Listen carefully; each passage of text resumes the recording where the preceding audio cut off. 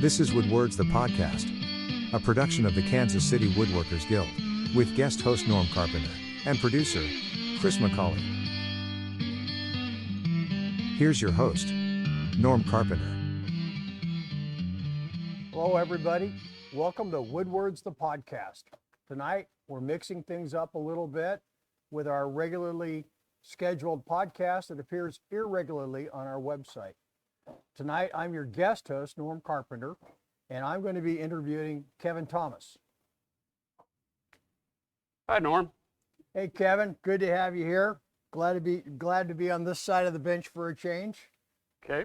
So I have a few questions for you, Kevin. I wanted to touch base on some of the things that we've been doing around the shop. Things are changing here a little bit, and I wanted to go over that. So you're taking on a new position with the Guild here in another month or two. Yes. Tell me a little bit about that position and why you agreed to take it. It's a leadership position, right? Yes. I'll be, a lot about the position. I'll be taking on the position of training director.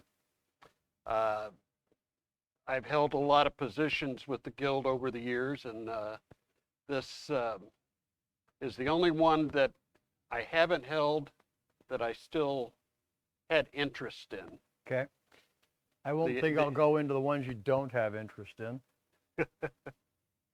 But it's the idea of training the next generation of woodworkers, or next wave, as it seems to be gaining in popularity. That's okay, I just can't talk. It's gaining in popularity around the country, and we've seen quite a increase in membership here and people that are wanting to learn. So I thought that would be a good place for me to land. Yeah, it's kind of interesting, the popularity of woodworking and the Guild itself. We've had during the COVID years, when there were many large gaps where the shop wasn't even open, our membership still held pretty strong. And then we were working in here in masks for a while, and now we're mask free, at least hopefully ongoing. For a while anyway, we hope. Yeah, but it's been kind of exciting to see all the support and everybody that's going in. So when I was director of training, or as I'm wrapping up my time as director of training, I took over from Dave Kratz, who had the position before me, and he had started a couple of ongoing classes. One was basic woodworking, and he had developed a program, and then I took it over, and Dave agreed to kind of stick around and help out while I kind of got my feet wet and understood where we wanted to go. And one of the things that came out of that collaboration was the intermediate woodworking program, where we came up with a new class, adding additional skills into that. And these things are always changing. We're always looking for some way to impact what people learn and the best way to teach that. So a couple of examples is that originally in the basic woodworking class, we taught how to make a presentation box. It was one of the 3 projects that was done in the basic woodworking class. And after we did a couple of classes that way, I realized that most of our students were getting their green card, the right to come in and use the shop, via a rough to ready, where they learn hands-on the fundamentals of the machines that we have in the shop. And for that, they do a small project, a presentation box. Yes. So I thought, okay, well, the presentation box might be a little redundant. Let's mix it up. So we designed a spice box and introduced that as the 3rd project in the class, and it was quite a bit of a change there. Another example is the intermediate woodworking class.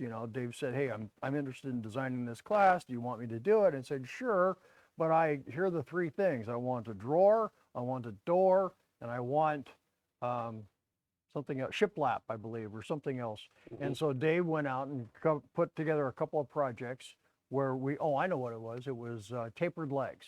So he put together a couple of projects in order to be able to show how we can extend the woodworking and build more skills. So from that, I was kind of curious, now that you're taking on the role of training director, what are some of your thoughts about things that you want to do in order to maybe make those classes or other classes here in the Guild a little bit different, a little more exciting? As far as my vision I would love to be able to present the basic class more often. We'll have to work on that, see when we can get shop time available. But just the idea of maybe adding another phase after intermediate, more of one project, advanced class maybe. Okay.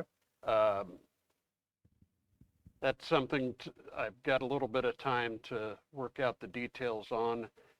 And of course, we want to be able to bring other teachers in from out of town, plus tap the resources we have here in the Guild. We've got some literally amazing people that are doing some wonderful work, and we'd like for them to be able to share that knowledge they've got with a class maybe. So we'll be looking into that, seeing how we can cultivate our staff of instructors going forward. Yeah, I think that's going to be key. The staff of instructors is very critical to what we have going on in the Guild.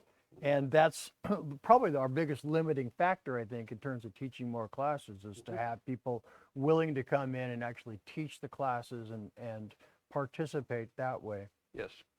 So tell me, being in training and a training director, that's not your only way to volunteer in the Guild. What else do you do as a volunteer to the Guild besides our podcast here?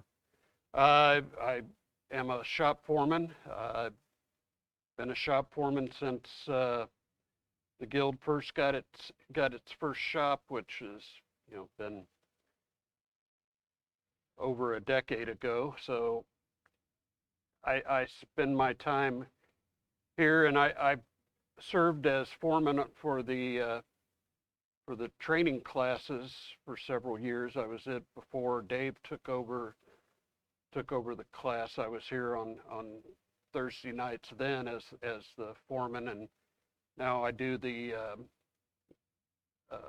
once a month as an open shop foreman. Right. But you're also doing the basic and the intermediate classes Yes. as a foreman as well. So tell me, what are some of the duties of a foreman? Well, the main thing is making sure everybody's operating within standards set by the safety committee, doing everything they're supposed to as far as wearing the right kind of shoes and wearing eye protection and using proper techniques, and plus tending to the machines if need be. Okay. Usually that results in tagging them until Chuck can fix it. What's your favorite thing to do as foreman? My favorite thing to do.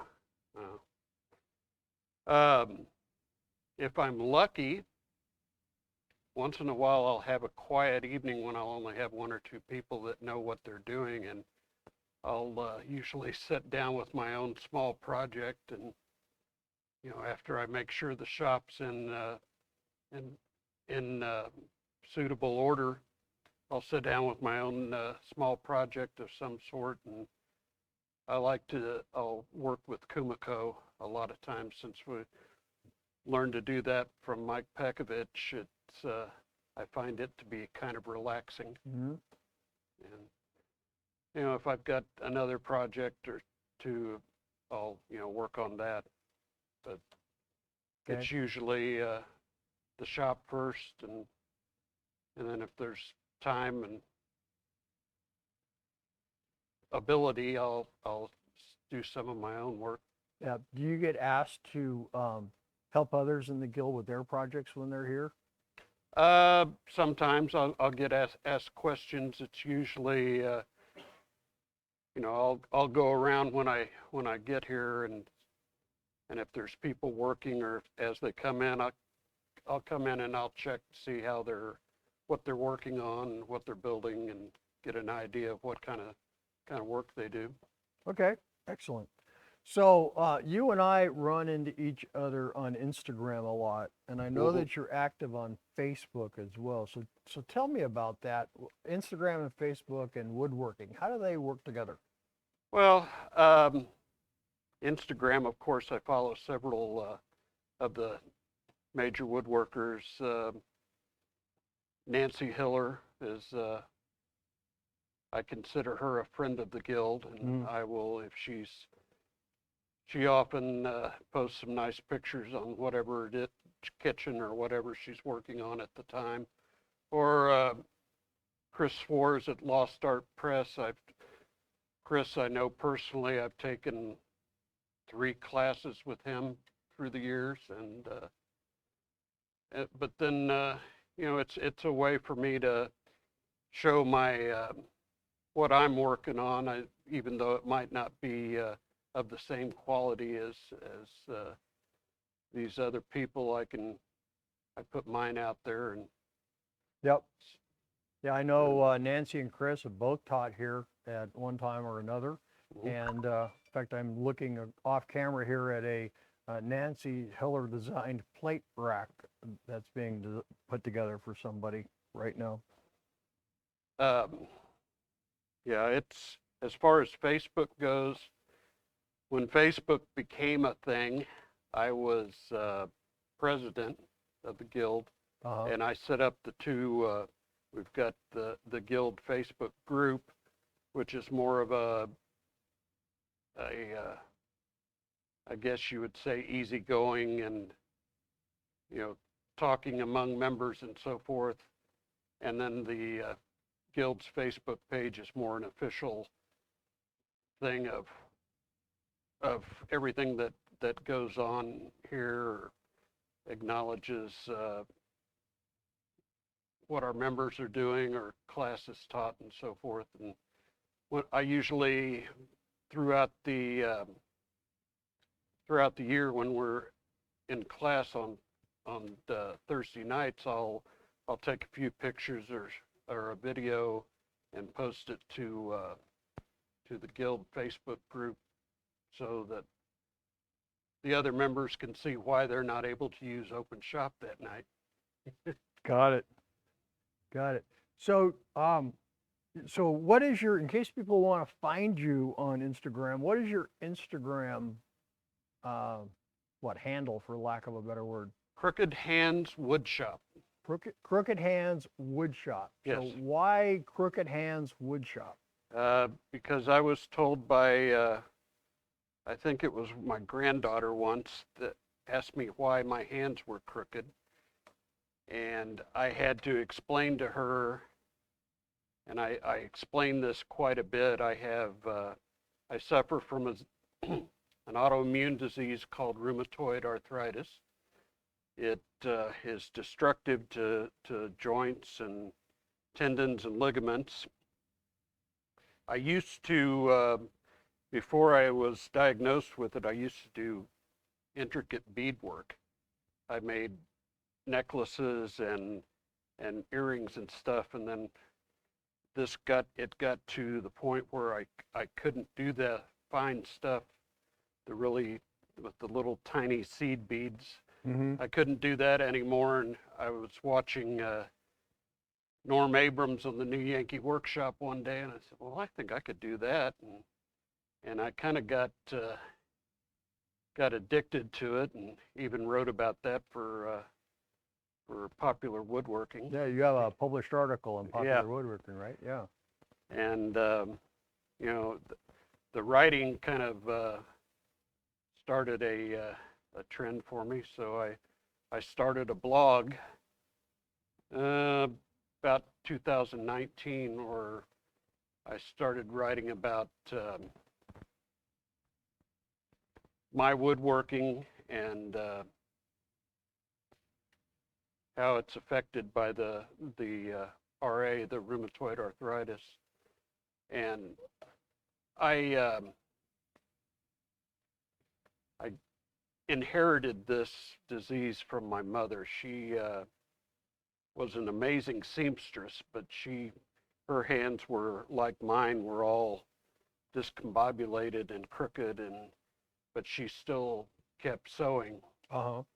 up until she died. So I'm trying to keep my hands busy because I enjoy the process, whether it's as intricate as I would like, but I like to do it. And it's a painful condition, right? So you're Yes. having, when you're working wood, you're working through the pain in order to Yeah, do things. it's whenever I get an infusion once a month, and as long as I'm able to get this infusion of a drug called Orencia, whenever I have that, it makes things work. It kills the inflammation that causes the problem.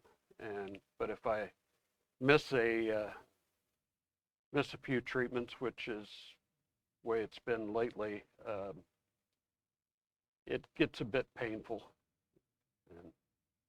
But I try to plug through it all. Okay.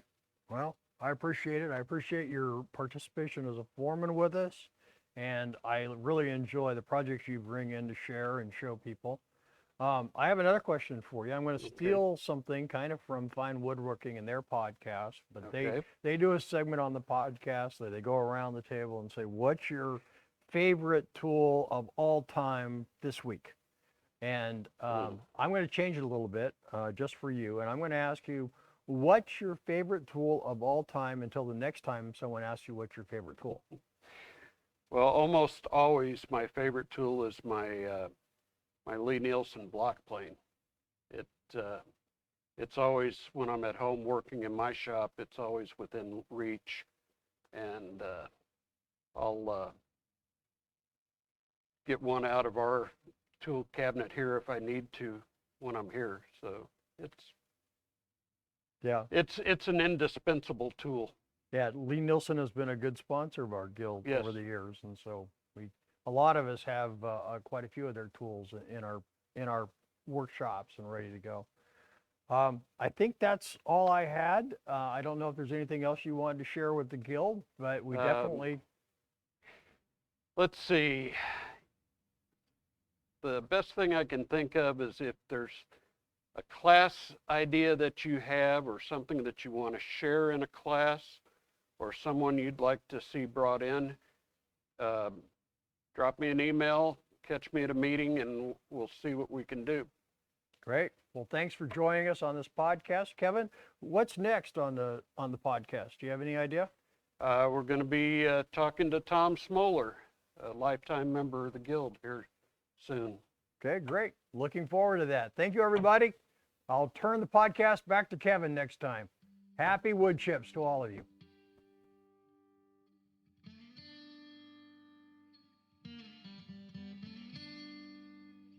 This has been Woodwords the podcast, a production of the Kansas City Woodworkers Guild, with host Kevin Thomas and producer Chris McCauley.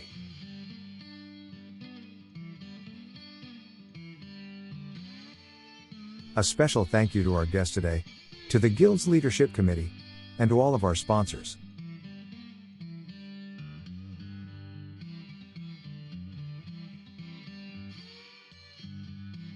For more information about the Guild, upcoming classes, and events, please visit our website kcwg.org.